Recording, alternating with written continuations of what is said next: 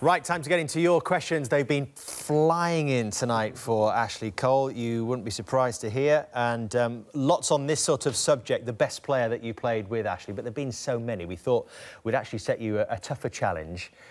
We'll look at your best Arsenal team, 03-04, the Invincibles. Compare that with your best Chelsea team, which is the 09-10 season, the one that we were just talking about under Carlo Ancelotti, and see if you can actually take those two teams and merge them into your best 11, your combined 11 from that 22. I'll give you one. Ashley Cole at left-back. Am I in? Yeah. You know, it's always difficult. I never want to leave people out. Sometimes it's unfair. Don't do a Yaya Toure. What? His formation was sort of 2-3-6. No, so you have to... So right. Who's your goalkeeper? So I'm going to go with Czech. OK. Right, let me... OK, I'll put him down the other end.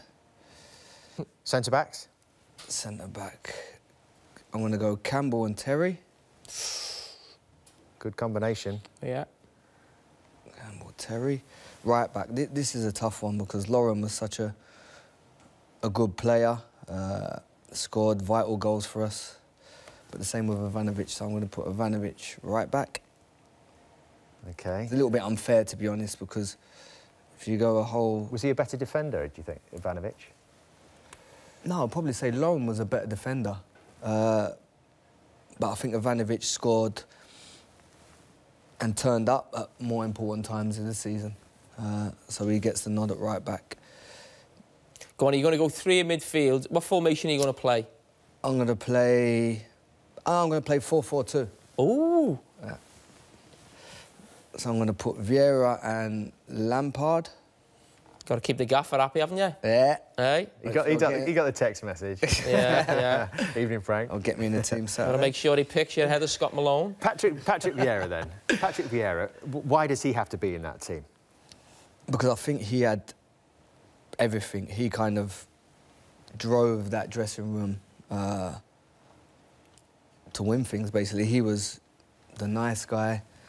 He was the animal. He was the professor at times. Do you think he was the best midfield player in the Premier League we've seen, do you think? Yeah, I've played Not who you've played with, but who you know, if you think of it, do you think he was, you think of your Keane, Lampard, Gerrard, Scholes, you think? Do you know what? It's always difficult to have this kind of conversation. Like, you can't compare Vieira and Lampard, to be honest. Lamps has scored 20 goals for 10 seasons from midfield. For me, he has to be there, but Vieira had everything. He didn't really score too many goals, but he was a leader, he was our rock, and he can also play. He could put it about, but he was very, very effective, so he has to be in there. People talk about Frank and his goal scoring, obviously, because it is so eye-catching, but what was he more than that? Of course he was. I think if you see the way he plays and, you know, he dictated our games. We kind of went through him a lot of the time. He was always finding, certainly me, on the overlaps. Again, his timings, yeah, you go back to him scoring goals, but that's what he was great at. He was more than that, but to score 20 goals every season, it was fantastic. But no, he brought a lot to our team. A lot of people probably was marking him and making more space for people like Malouda to come in the holes and Drogba to be free. So he's definitely got to be in my... OK, wide players? Wide players. Perez has to stay there. And I'm going to put Malouda on the right, cutting in, because I think me and him had such a good chemistry.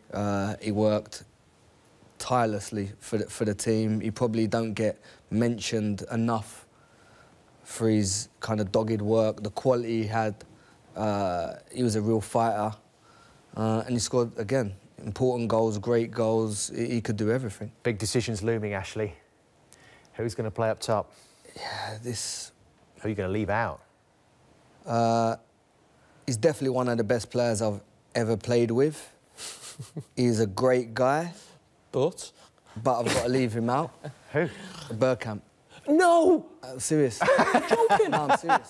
Oh, my God. I thought you were going to say Drogba. No. Bergkamp? Yeah, And the reason is, I don't think I played with him long enough, week in, week out, for him to be in front of Drogba. If I'd have played him for 20 minutes, it'd have been my thing. No, he was... Listen, the stuff I see him doing training... Moved in here and then. I can't I know, believe it's... The thing is, it's too hard to pick. Oh, no. But then, if it weren't for Drogba, I wouldn't have a Champions League medal around my neck. Oh, no. That's a fair point. So that is a fair point. It's difficult, and Tell us about him, and not just the striker that he was, but the personality and character that he was. Yeah, he was, you know, he was a great guy off the field. Obviously, we all know what he does for charity, but not just that. He's not someone that kind of does stuff for charity and don't mean it. He really loves people. He loves his country. And as soon as I come and signed for Chelsea, he was one of the first guys that kind of come over to me, looked after me, made sure everything was okay. Any new player that come in, he would look after him. And he was just a kind guy, you know. You don't really see that. The only video you see of him is when he was shouting at the referee and his hair was... but no, he's such a great guy, and when needed, you could always kind of count on him to come up with big goals. I've got a list, sorry, actually. I've got a list of other players that you played with through your career here that might force their way in if we were to expand that beyond Arsenal and Chelsea. Was there anyone else that springs to mind that could force their way into that team?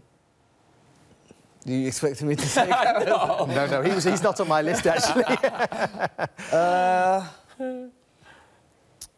I've got a Totti, Zlatan, Bex, Scholes, No, Tony Adams. I'm happy with that team. Okay.